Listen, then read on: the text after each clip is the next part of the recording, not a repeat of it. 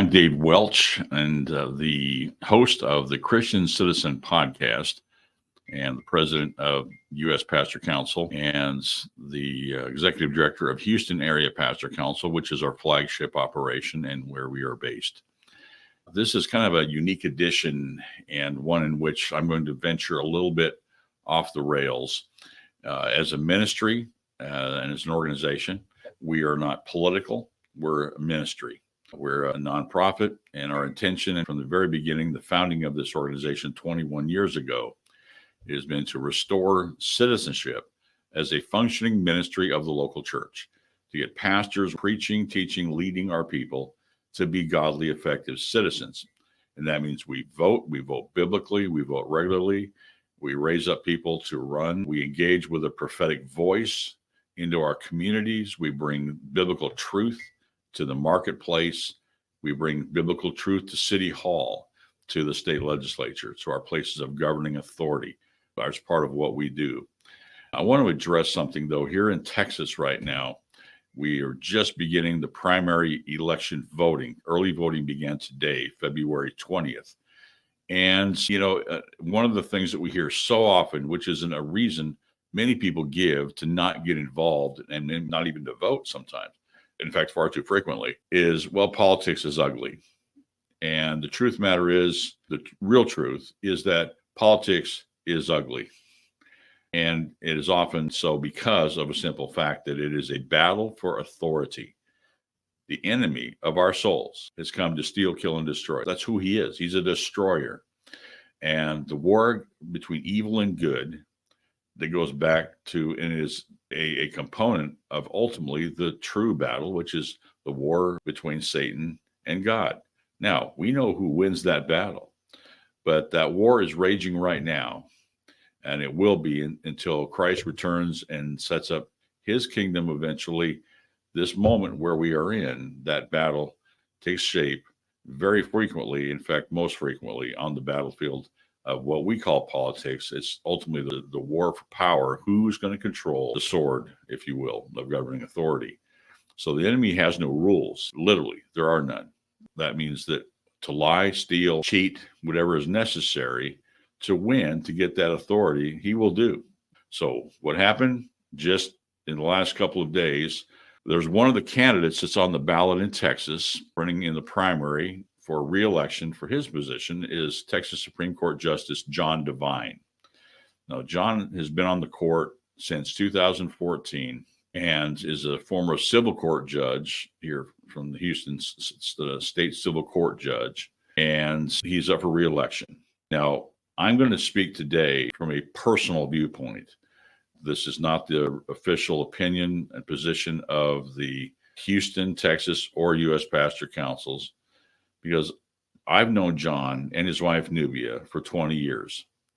I have worked alongside them, both officially as a judge and as an activist and as a ministry leader. We have been friends, and I'll say that candidly. We've been with John and Nubia and their family through many trials and challenges. They have a large family, a wonderful family, but like any family, they've had their seasons of challenge and difficulty.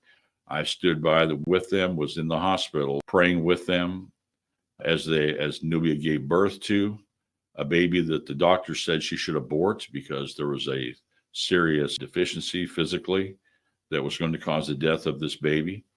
And because they are passionate advocates for the sanctity of life, were long before John ever got on the bench, then they, of course, refused that and gave birth to this precious baby who only lived a few hours.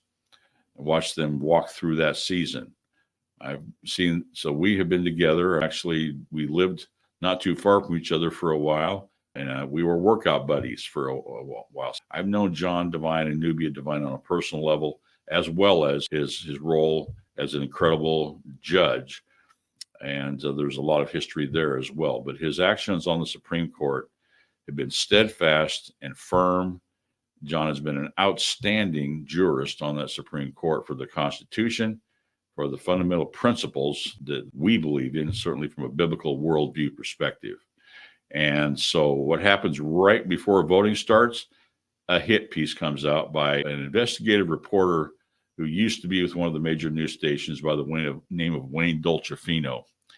I know Wayne on a professional level. I've respected him in the past for some of the work that he's done. Who did this? Or, well, let me just say this. Who paid him to do this? I don't know, because he didn't do this for free. But he came out with a piece that he called, Devine Injustice.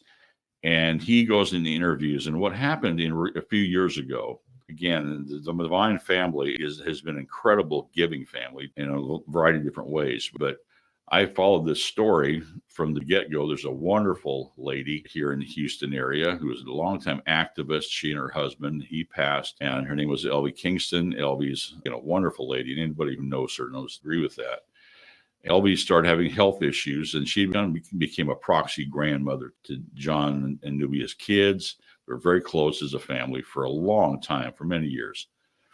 And as Elvie's health began to deteriorate, then they began to see things begin to occur. John shared with me these things along the way. And there were some concerns about how her family was helping or not helping, concerns about motives of what going after her assets, things like that. There are concerns about her physical well-being, about where she was being kept and cared for. That changed a number of times. And John shared with me these things along the way because they stepped up to help her. So for a number of years now, John and Nubia have been caring for Elvie in their home. And I'm sharing these things with you because this is in this story that somebody hired Wayne Dolcefino to go after and try to create this whole scenario as if John and Nubia are profiting from this, that somehow they're doing this to seize control of Elvie's money. And honestly, this is the most despicable thing that I can even comprehend. And there's a lady involved, and I'm not even going to speak her name, that's a family member of Elvie's, who Wayne interviews in this story. And frankly, he violated so many principles of basic investigative journalism in the story that it's astounding. And I'm extremely disappointed in Wayne Dolcefino for this. And I'm just going to call it out for what it is. It's a hit piece. It's a political hit piece. It's designed to come out right now, right during the beginning of early voting, clearly with an intent to try to undermine John from being reelected. So come on, there's no hiding that timing.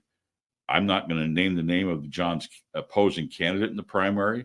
I have no idea whether he has anything to do with this. I'm not going to speculate. I just know this, that Justice John Devine, and I can speak Dave Welch personally, to John's integrity, his principle, his courage, his conviction, his commitment to Christ, and he and Nubia as a family, as a couple, and their service to this lady and their sacrifice, because this is a full-time caregiver situation. And this is not something they've done for any kind of personal gain, but at great personal cost. So I'm going to address that straight up specifically and ask the voters of Texas who see this, if you are a constitutional conservative who cares about biblical values, faith in Christ, our role in the state of Texas as the beacon and the hallmark of principles and truth for the nation, then I'm going to tell you to ignore this hit piece. And the truth is that Justice John Devine is a great man of integrity and faith, and Nubia is a wonderful woman. They're a great family, and he deserves to be reelected, and we need him on the state Supreme Court. Again, this is a personal position, not that of any organization or ministry that I'm affiliated with as an individual. But this is a moment where I felt compelled, because of the nature of this particular story, to speak out now. So stand with John. Let's put John Devine back on the Supreme Court. And that's a personal request from Dave Welch. God bless you.